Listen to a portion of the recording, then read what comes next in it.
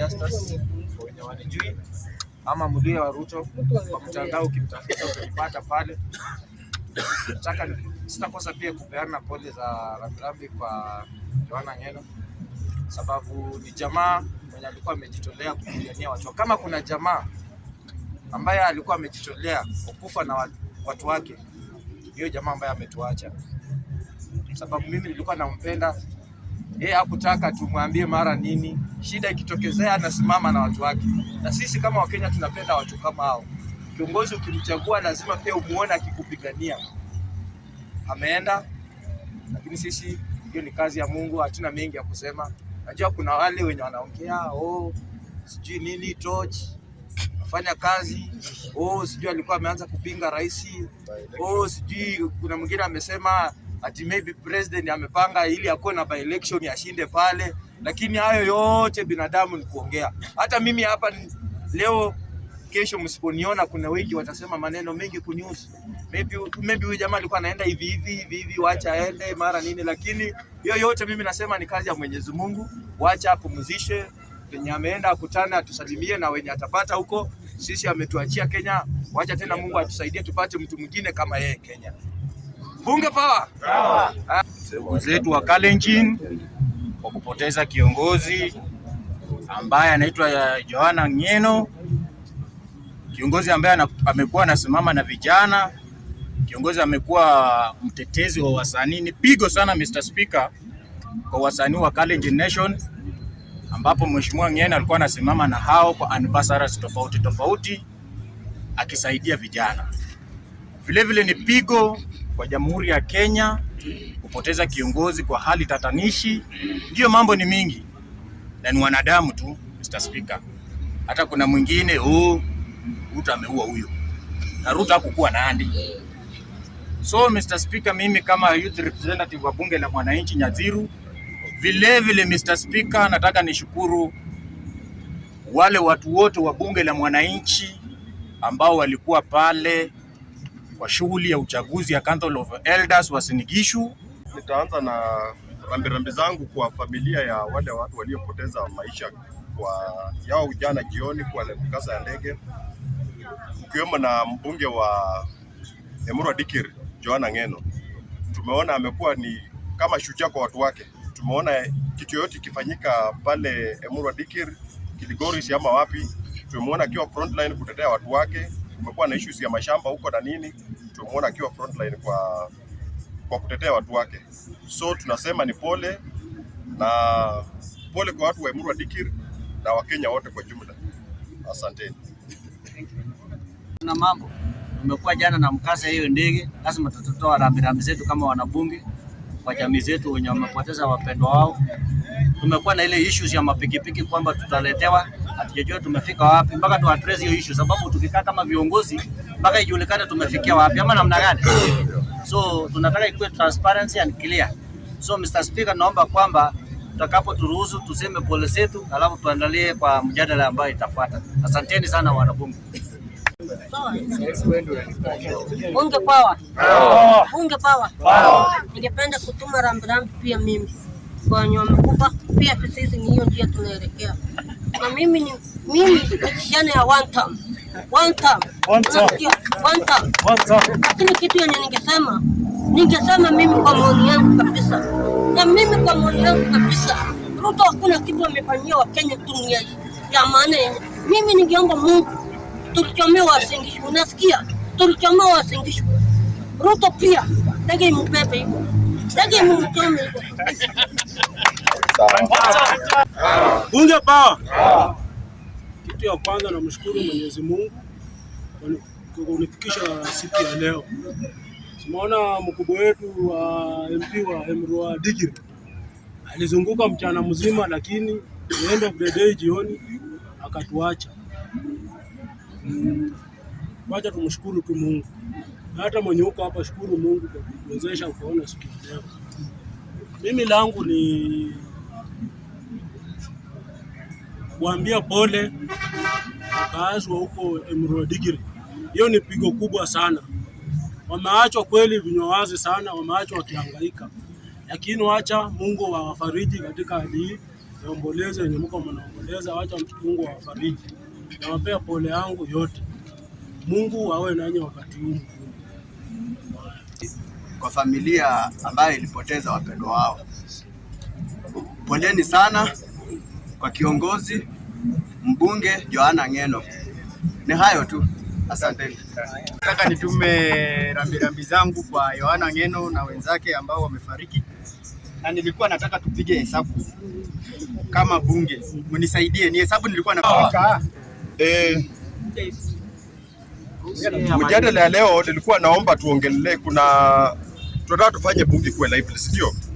Then tukuwe ni kama tunaelewa nini inafanyika Kenya yenye inahusiana, at least tukuwe na input ya wabunge. Wao wanachukulia ile mambo inafanyika na mnaona ni kama inaweza affect aje nchi. Imekuwa ni Friday kwa news wakati walikuwa wana expose ministry ya ni immigration na registry of persons wana issue passports to Kenyans. Na Kenyans na watu wenye wanapewa hizo passports quote in quote si watu wazuri. Kuna ile RSF ya South Sudan na kuna wale watu wengine walikuwa kadri gani wanapewa passport. Kwa wale wameenda hiyo process ya kutafuta passport, unajua zile requirements zenye zinakuanga Steve, watahitaji documents zako, ID na birth certificate, watahitaji documents za wazazi, ID za wazazi, mama na baba kama wamekufa, death certificate zitahitajika, na kutakuwa na anaitwaje wale, how do you call them, the seconders ama sponsors. Pia utakuwa na ID ya watu wawili. Yes, wale wanasema huyu mtu tunamjua ni Mkenya na ni mzaliwa hapa, so utahitaji ukuwe na at least identifications 5, ID 5, hiyo ni yako, za wazazi na wale guarantors ama the seconders, then utakuwa na birth certificate. So tunashindwa hawa watu wenye wanapewa birth certificate, wanapewa passports za Kenya, wanapitia njia gani? Then 2, wao kupewa hizo passports inaweza kuwa na impact gani kwa Kenya on international view?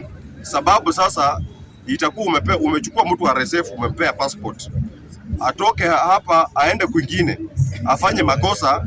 In real sense huyo mtu ni Msudanese, but ameenda amefanya makosa mahali akitumia passport ya Kenya, itakuwa ni Wakenya wamefanya ujambazi ama kitu fulani mahali, na unapata hiyo kitu itakuwa na impact kubwa kwa labda Mkenya mwenye atataka aende nje, na utapata tutaanza kuwa na restrictions. I think ndio mjadala nataka tuongelelee kwa saa hii.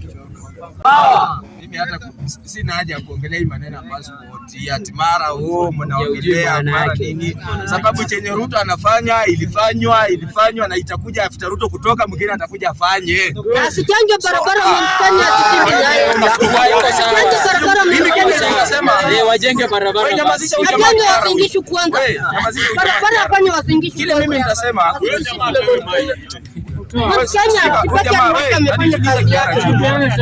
kitambaa panguze hiyo. Mimi nitasema ni mimi kama sasa shabiki sugu mlio wa Ruto, chenye nitawaambia tu ndugu zangu, mimi kama Ruto, wacha niwaambie tu kweli. Maneno hapa ya passport ati ID venye ndugu yangu pia amesema ati wanapeana watu. Hapa Kenya kuna Wakenya wenyewe wenye walipewa ID. Unapewa ID unaenda unaacha kwa chang'aa. Hata mpaka mwingine hana ID. Hajui maana ya ID. Wageni wenye wanajua maana ya ID, si wakuje wapewe. Sisi tunataka Kenya ijae ndio ushuru ngoja kwanza, ushuru tufanye nini? Tu collect pesa. Sisi hatutaki aje hatutaki kuliko kuishi na watu wenye wajui maana ya ushuru na ukota na isaidie ni ushuru gani mnatuambia? Nyamaza kwanza. Unajua by the way tunaishi Kenya, ngoja kwanza ndugu zangu. Wacha niwaambie kweli. Kenya tunaongea hapa, mnasema ati Ruto anafanya vibaya kuingiza wageni katika nchi yetu ya Kenya. Ili hali kuna Wakenya hapa wanaingizwa hata kule kwa dunia zingine, wanaingia huko, wanakufia huko. Ngoja kwanza. Kasi wanakufia huko. Mtu mwenye kukufa hiko hata kuna mwenye amekufa na ndege, huyu si amekufa. Kufa hiko. Na usidanganywe ati ukipewa passport uende ng'amba utakufa, utarudi. Kukufa iko popote penye utaenda. Hata hapa. Si ati ukipewa passport ndio utaenda hapa utakufa. Kifo iko. So maneno ya vitu vingine kusema passport nini ndugu zangu? Wapeane passport kwa mwenye hapo. Hapo na pesa, wapewe kila mtu. Anataka apewe.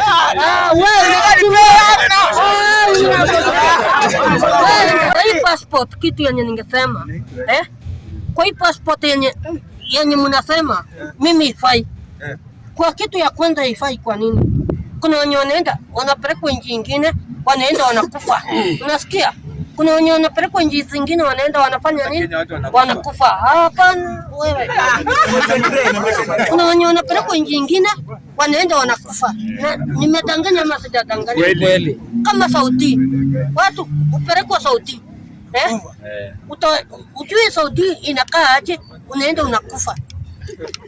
Watu kuna wenye wanasemanga serikali saidia. Na mimi kitu yenye ningesema hata ukufia huko, hakuna mtu mwenye anaweza fuatilia. Hakuna kitu yenye mwenye anafuatilia. Kwa maana kwa siasa sasa, mimi ndio narudi kwa siasa sasa. Kitu na mimi nikisema ni one time. Iko hivi. Rigathi Gachagua ndiye alifanya Ruto achukue hii uongozi. Rigathi Gachagua ndiye alifanya William Ruto achukue hii uongozi. Unasikia? Rigathi Gachagua. Kama si Gachagua kuzungusha Ruto Mount Kenya, hii uongozi hawangepata. Na kura ya Mount Kenya ndio walifanya Ruto akalia hiyo kiketi. Unasikia? Sasa hizi bila wanaona Rigiji si mtu, ni mbwa ya mtu kabisa. Hakuna mali alinifikisha. Wamemtupa nje. Unasikia? Kitu yenye ningesema Waruya ni masemeji yangu. Raundi ndo mashemeji. Raundi. Usikubali kutumiwa. Ndoka ndiye amejaza tumbo yake. Wetangula amejaza tumbo yake. Hakuna kitu anawasaidia. Ningesema tuandamane na Sifuna. Yeye anatusaidia. Tuandamane na nani? Sifuna.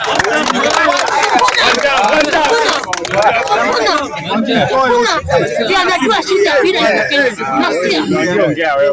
Sifuna ndiye anajua shida yenye iko Kenya. Na ndio wanasimama na Babu Owino. Wanasimama na nani? Babu Owino. Orengo. Ososi. So mimi ningesema Waruya masemeji yangu, msikubali kutumika na Wetangula na Mudavadi tena. Mudavadi tawe. Wetangula tawe. Pia ningetaka mniunge mkono. Mimi ninasema ni one time mpaka one time. Watu wanapelekwa Saudia huko wanakufia huko. Rais Ruto analazimisha kwenda mtu wa Saudia? Hapana. Kuna mtu anaenda anamshika mkono kwao anamwambia bwana kuja nikupeleka Saudia. Kuna watu wanauza mpaka mashamba wanaenda wanaonga huko ili waende Saudia.